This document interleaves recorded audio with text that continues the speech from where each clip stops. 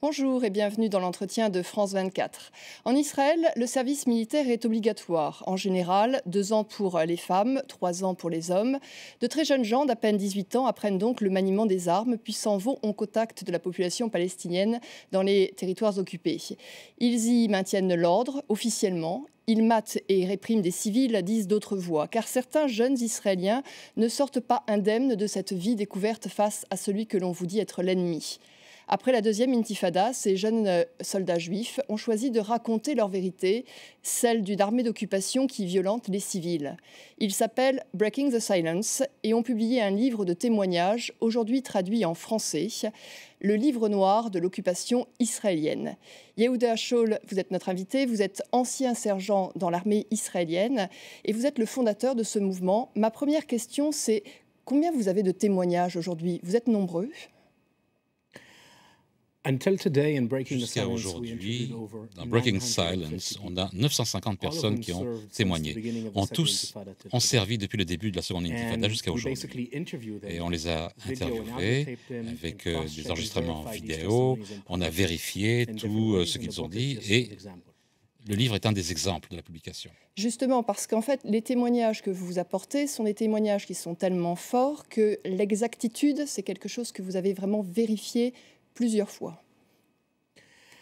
Nous savons depuis le début de Breaking the Silence que si on publie simplement une seule histoire et qu'on nous montre qu'elle est fausse, eh bien on va perdre notre crédibilité. Donc comme tout autre journaliste, il faut absolument faire des vérifications croisées pour soutenir ces histoires. Alors il y a une chose qui est très frappante quand on lit votre livre ou lorsque l'on parle avec des gens de votre mouvement, c'est que lorsque vous parlez de témoignages dans les territoires occupés, on imagine des brimades, on imagine des difficultés à des checkpoints. En fait, pas du tout. C'est pas du tout de ça dont vous parlez. C'est beaucoup plus violent. Oui, fondamentalement, on parle du régime militaire sur des millions de personnes depuis des décennies. Et c'est un aspect différent dans chaque histoire. Une partie où il y a les soldats qui qui perdent toute sensibilité, qui dépassent les bornes et battent les gens. Et une autre partie, c'est fondamentalement aussi ce que j'appellerais l'épine dorsale de l'occupation prolongée. C'est un régime qui est basé sur la peur. Et la seule façon de contrôler les gens qui sont sous vos ordres, c'est de les rendre craintifs.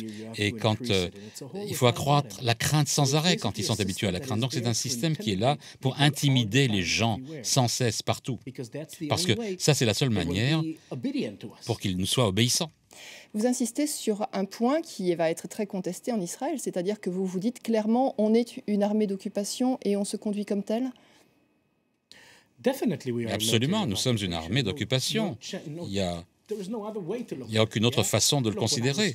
Mais quand moi j'étais formé pendant 6 mois pour être un militaire de combat, moi on m'a entraîné pour me battre en guerre contre l'Égypte ou la Syrie. Si Dieu préserve, on a une guerre avec eux, on doit défendre nos frontières. Mais moi, ce que j'ai fait pendant 2 ans et demi de mon service militaire, c'était d'appliquer notre loi sur les Palestiniens pour être sûr qu'ils n'étaient pas libres, qu'ils vivaient sous notre férule, pour préserver et maintenir les droits de la population israélienne qui vit dans les colonies. Pour les gens qui découvrent en fait Breaking the Silence au travers de cette émission, donnez-nous quels sont les témoignages les plus parlants auxquels vous pensez. Qu'est-ce qui pour vous est spectaculaire et explique votre action? J'ai choisi, pour expliquer ce que nous faisons, pas les choses les plus frappantes, mais plutôt les choses les plus banales que j'ai faites moi en tant que soldat. C'est ce qu'on appelle à l'armée, faire sentir notre présence. Qu'est-ce que ça veut dire? La logique militaire dit que si les Palestiniens auront le sentiment que les soldats israéliens sont partout, tout le temps, ils vont avoir peur d'attaquer. Alors, qu'est-ce qu'on fait pour les faire sentir comme ça? On fait sentir notre présence. Là, maintenant, pendant que nous sommes en train de parler, ici, dans ce studio, il y a 2 patrouilles militaires à Hébron, qui est la plus grande ville palestinienne en Cisjordanie, où j'ai servi, moi, pendant 14 mois en tant que soldat. Alors là, il y a, en ce moment, 2 patrouilles militaires qui font cela, qui font sentir notre présence. Qu'est-ce que ça veut dire?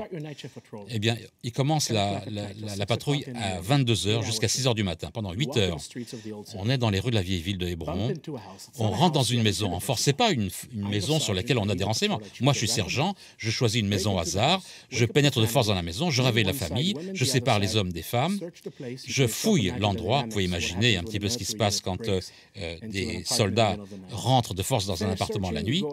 Et on a terminé cette fouille, on envoie des grenades choc, on fait du bruit, on va dans une autre rue, on rentre dans une autre maison.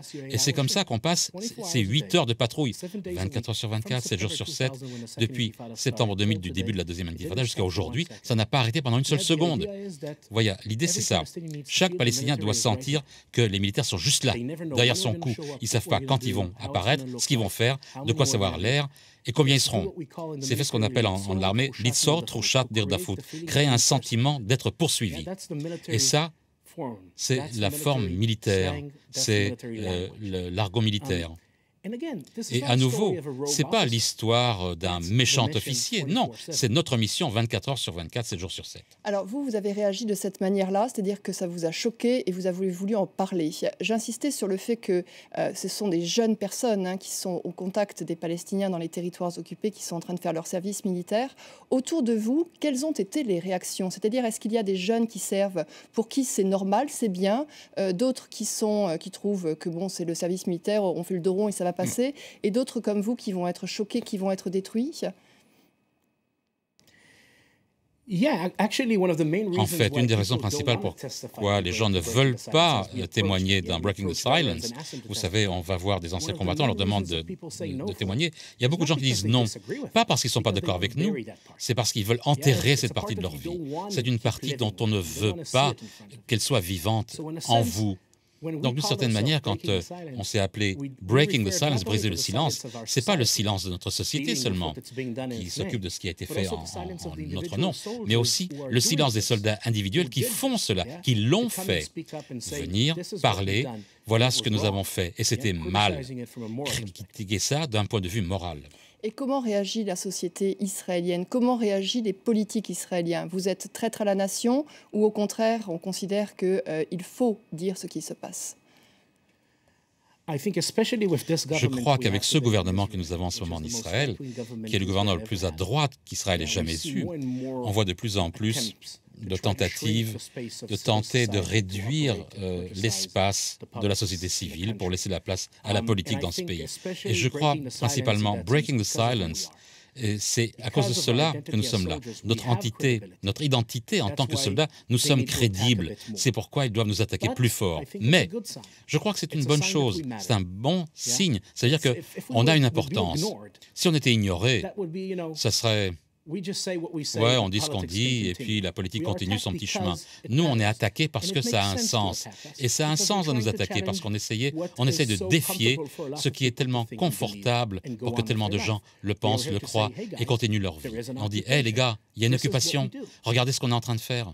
La chose intéressante, c'est que vous avez choisi justement la voie de la communication. Moi, en tant que journaliste, j'étais en 2010 à Hébron et j'ai rencontré des gens de votre mouvement qui m'ont fait rentrer dans Hébron pour me montrer ce qui se passait. Cette communication, vous l'avez aussi par les livres, c'est-à-dire un livre en anglais, un livre qui est traduit en français, qui est traduit dans beaucoup d'autres langues. Vous trouvez effectivement qu'il y a un appétit médiatique, un appétit de curiosité, de connaissance aujourd'hui ? Je dirais que dans les médias israéliens, malheureusement, non, il n'y a pas assez d'espace pour ce genre de voix qui est la nôtre. Tout d'abord, je pense parce que chaque journaliste israélien est tout d'abord un Israélien. Et la dernière chose en quoi les Israéliens veulent croire, c'est que voilà ce que nos forces militaires font. Vous savez, critiquer l'armée israélienne d'ici, de chez vous, c'est bien. Regarder à travers la fenêtre, c'est très facile. Mais de se regarder soi-même dans le miroir, là, ça devient difficile. Et c'est pour ça qu'il est tellement difficile pour notre société de poser les bonnes questions, celles que nous posons. Et c'est la raison pour laquelle on dit toujours dans Breaking the Silence, ça ne sera jamais populaire, notre mouvement, parce qu'on pose un défi à la nature humaine. On demande à notre société de se regarder dans le miroir et de voir la pire partie de ce que nous sommes. Et ça fait 46 ans d'occupation militaire qui efface et qui marche sur les gens et qui efface la dignité des gens. Donc, les militaires israéliens évitent, la société israélienne préfère fermer les oreilles, fermer les yeux, ne pas le voir. C'est la nature humaine. Et notre lutte en tant que gens qui pensent que notre société doit faire face au défi le plus amer qui soit, c'est l'occupation continue. Notre lutte est de forcer notre société à en discuter. Alors, pour finir, juste une question. Puisque vous dénoncez, vous devez aussi avoir un regard constructif. Qu'est-ce que devrait faire aujourd'hui l'armée israélienne dans les territoires palestiniens? Et comment est-ce que vous voyez l'avenir? Le seul futur que je puisse voir, le seul avenir que je puisse voir pour les deux parties est de vivre côte à côte en dignité et en égalité. L'idée d'un régime militaire qui gère un autre peuple, c'est pas possible. Ça, c'est absolument annulé. C'est quelque chose qui doit avoir une fin. Ça doit arriver, ça devait arriver à une fin il y a 46 ans. Toute autre chose, c'est les hommes politiques qui doivent décider. C'est pas, moi, je suis pas là pour donner une carte. Mais donc, c'est mauvais stratégiquement pour notre parti, pour notre pays, ça détruit notre morale, ça détruit le professionnalisme de l'armée, cette occupation. Et tout d'abord, ça vide les Palestiniens de leur dignité auquel ils ont droit, tout comme nous. Merci beaucoup, Yoav Shaul, pour ce témoignage que vous nous apportez aujourd'hui, donc avec ce livre, le livre noir de l'occupation israélienne par le mouvement donc Breaking the Silence. C'est la fin de cet entretien. Bonne suite de programme sur France 24.